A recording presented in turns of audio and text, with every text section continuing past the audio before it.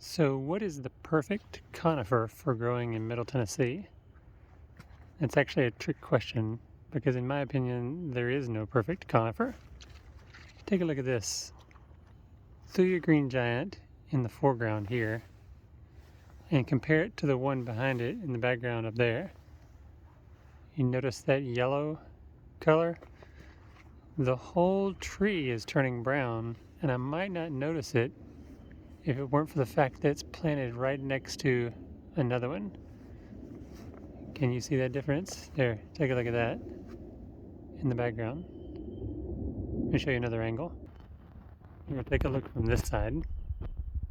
I've got a Thuya green giant right here, in between the two emerald green arbor vitae. There's the troubled green giant right there. Another arbor vitae and another healthy Thuya green giant. See the contrast? Oops. There's healthy, healthy, not healthy, healthy, healthy. One more view to let you contrast the green of this Thuya over here with the brown of that one. So there's clearly something wrong with it. I have no idea what it is. Could be crowded out maybe, and the Leyland cypress and cryptomeria and other green giants near it have stolen all of its nutrients and water. I don't know. Or something else, but it just shows as evidence that there is no such thing as the perfect conifer. At one point I might have said that the Murray cypress is the perfect conifer, and while it is amazing, it's not perfect. Check out this one right here. Lots of browning in the middle. That doesn't look good. And over here, what's that? So even Murray cypress has its problems. And there are a multitude of problems with cryptomeria, even though it's still a great choice. It's affected by tip blight. Now the branches are all bent down because of snow. And it looks pretty terrible actually, but I think they're actually fine. They just look bad. So not perfect though. Loblolly pine is a pretty good conifer. But as you can see with this one, I had to stake it up.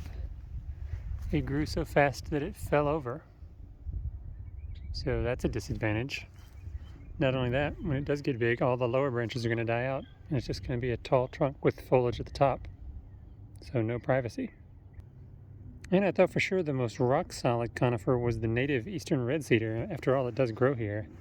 But even the tip of it was affected by some sort of blight that caused it to become deformed, probably tip blight, even though in general it's fairly resistant to things like Cabotina and Phomopsis.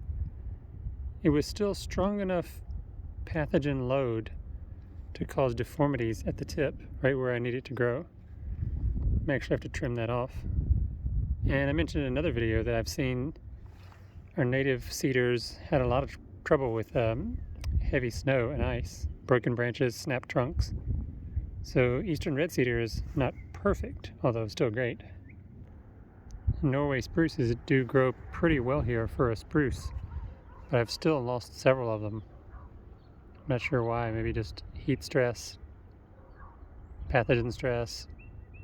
I never really knew the answers, although I suspected root problems. So it's not perfect, but still pretty good. I've talked a lot about the pluses and minuses of Arizona cypress. This one is the blue ice cultivar, which I noted did not suffer as much snow damage in general as the Carolina sapphire. But actually, a step back, maybe you can tell it's leaning. So it did get some damage from the snow load. The other thing is I lost one of these blue ice cultivars of Arizona cypress to a canker from the trunk. The trunk was kind of eaten in half by fungus. So it's not perfect, and I already talked about the problems with the Carolina sapphire. Here's one I had to chop back a lot because of snow damage.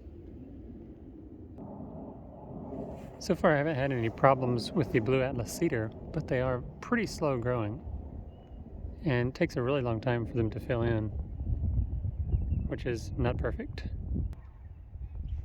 Japanese fir has done pretty well so far, but it does not do a great job of establishing a single leader trunk. Look at this split trunk here in the middle. Kind of had to chop it back and prevent it from establishing a secondary leader on the side. Kind of still wants to with this. I'm going to have to chop that before it sprouts. So while it's pretty good, I recommend it. Conifer, Apis firma. I can't say that it's perfect.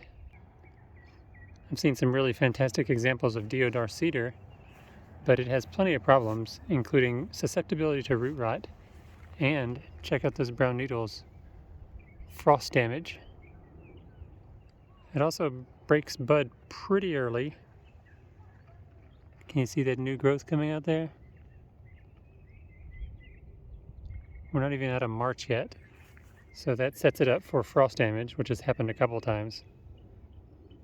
They are pretty good though, deodar cedar. I've seen some great examples, but they're definitely not perfect.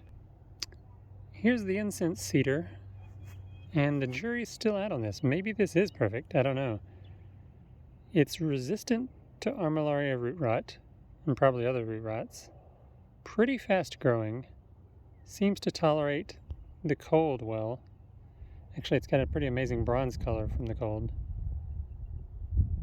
And grows tall, grows well here, I guess, so we'll find out. I don't know. Incense cedar, pretty great. I haven't found the downside yet, but I only have one big one. I'm about to plant 3 more. Not only because this one has done so well, but because I have a armillaria infestation somewhere else. So look out for incense cedar if you get the chance to get it. I don't know if it's perfect yet, though.